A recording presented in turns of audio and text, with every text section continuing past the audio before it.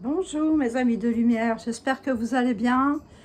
J'aurais bien voulu vous faire ce message, hein, c'est un message, c'est pas des cartes. Dehors, mais malheureusement il y a trop de bruit, donc il y a des enfants à la piscine et donc c'est pas possible. Donc je vais vous lire, j'ai relevé des textes que j'ai rassemblés qui me paraissent pertinents parce qu'on parle beaucoup de la souffrance, on parle de transcender la souffrance, on parle de l'accepter, on parle de pardonner, mais on se dit comment faire. Et là, j'ai découvert avec des physiciens, chercheurs, Greg Braden, que vous avez certainement entendu parler, Joe Dispenza, et les autres. Donc, je me suis intéressée à leurs travaux, et donc j'ai relevé ce qu'ils disaient, et ce que j'avais envie de vous partager. Voilà. Je ne sais pas si ça vous plaira, mais en tout cas, moi, ça me parle, parce qu'en fait, ça nous donne des indices pour gérer nos émotions, et je pense que c'est très important. Des émotions, j'en ai comme vous, hein, plus ou moins fortes, et puis, en plus, il y a l'ambiance générale, et puis il y a la lune, les lunes, enfin, il y a tout, quoi. Il y a tout qui peut, il y a tout qui peut faire quelque chose.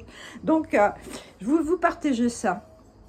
Et alors, eux, ils parlent physique, là, on parle un peu matière, à la fois matière et à la fois matière et immatériel aussi, hein. Donc, voilà. Donc, Greg Braden et Joe Dispenza, ils nous parlent du néocortex. Et le néocortex, qu'est-ce que c'est? Eh ben, le néocortex, c'est lui qui enregistre nos habitudes. Et là, qu'est-ce qu'il fait, le néocortex? Et bien, parce que souvent, c'est qu'ils appellent ça, eux, en mode de survie. Alors, le néocortex, c'est la perception sensorielle, la commande motrice, c'est-à-dire que tout ce que vous faites, que vous réfléchissez pas, hein, aller faire le café, tout ça, conduire votre voiture quand vous avez l'habitude. Voilà. Le raisonnement spatial, c'est-à-dire l'environnement et tout. Enfin, moi, je le comprends comme ça, hein, peut-être que vous pouvez le comprendre autrement. Le langage, il gère le langage, le corps.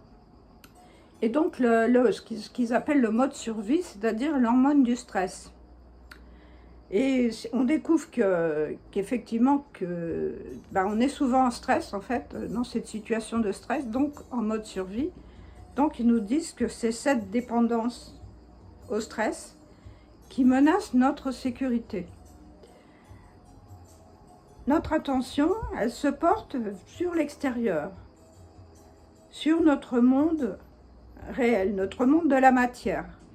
Et tel qu'il nous apparaît, notre monde réel,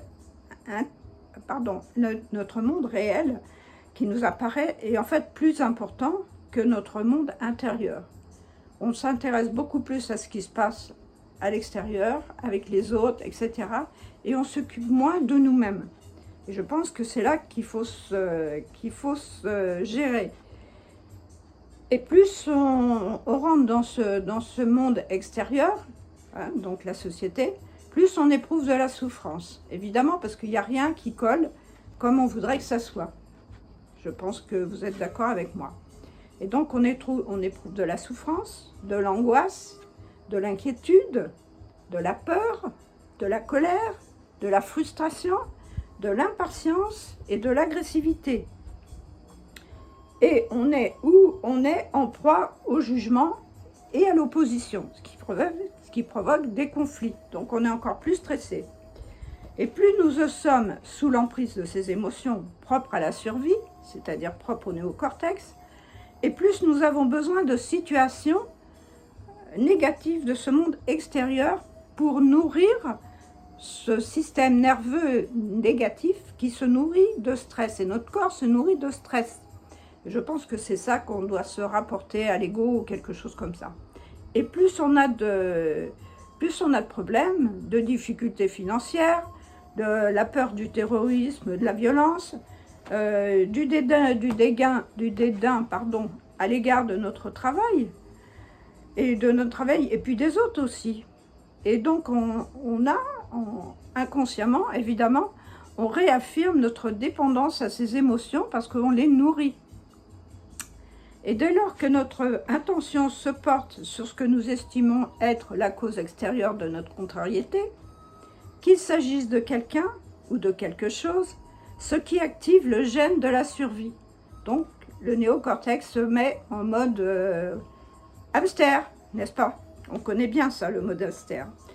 Et donc, ça, c'est le syndrome de la prophétie autoréalisatrice. C'est-à-dire qu'on retombe toujours dans le même schéma et on va se nourrir des expériences du passé, que ce soit pour soi ou que ce soit pour les autres. En faisant ça, on donne une partie de notre énergie, de notre pouvoir, au monde extérieur. Au lieu de garder ça pour nous, notre amour, notre tout, de nourrir notre intérieur. Et on porte tout ça sur le monde extérieur, ce qui nous met en faiblesse énergétique. Et notre état émotionnel nous amène à réaffirmer notre réalité présente. Et cette mauvaise gestion de notre énergie nous maintient esclaves du monde que l'on connaît, à tenter de prédire l'avenir en nous appuyant sur notre passé. Mais nous sommes plus influençables le soir, donc il faut faire attention. Le cerveau, le corps sécrètent de la mélatonine et la porte du subconscient s'ouvre. C'est pour ça qu'il est très important de ne pas écouter des mauvaises informations le soir avant de se coucher. Et le matin, notre corps sécrète de la sérotonine. Et si on alimente sans cesse ces émotions de survie, il nous est impossible de croire en nous-mêmes. Donc, j'ai perdu la suite. Ah là, voilà. Donc, notre cerveau, c'est le centre de la conscience. Le cœur, c'est le centre de l'unité, de la complétude et de notre relation au champ unifié. Il a son propre cerveau. Quand on parvient à réguler son état intérieur et à retrouver la fréquence de la bienveillance, de l'affection, de la paix, de l'amour et de la gratitude et de l'appréciation grâce à une plus grande cohérence en nous-mêmes, on a un plus grand équilibre cardiaque, un signal très fort qui est envoyé au cerveau et qui devient lui aussi plus cohérent et équilibré. Le cerveau et le cœur communiquent ensemble. Et aussi, c'est pour ça que la respiration est très importante, parce que si on oxygène notre cœur, notre centre cardiaque, que ce soit le chakra, et surtout le chakra et le cœur physique, eh bien, on alimente, on nourrit ses cellules et on alimente en oxygène son cerveau qui devient lui aussi plus cohérent. Et quand on parvient à cesser de s'identifier à son corps, c'est-à-dire à son corps, tout ce qui est dans le physique, à son environnement, à la matière, autant on devient conscience pure. C'est bien. En plaçant sa conscience sur le monde énergétique, immatériel, on se relie au champ unifié dans lequel il n'existe plus de séparation. Alors on ne fait qu'un avec la conscience de chaque être et de chaque chose. C'est beau, hein? Donc il faut vivre dans le cœur et éprouver, vivre dans le cœur, gérer son état émotionnel puisque ça vient du néocortex, pour trouver la complétude et l'unité et pour se rapprocher de notre rêve. Et pour se rapprocher de notre rêve, eh ben, il faut éprouver des sentiments de gratitude, d'abondance, de liberté, d'amour. Et on ouvre la porte du subconscient et on reprogramme le système nerveux autonome. Et la prochaine fois que vous ressentirez une émotion supérieure, en anticipation d'un avenir radieux, vous ressentirez de la gratitude parce que ce futur est en réalité déjà là. Sachez que le pire qui pourra vous arriver sera de commencer à guérir.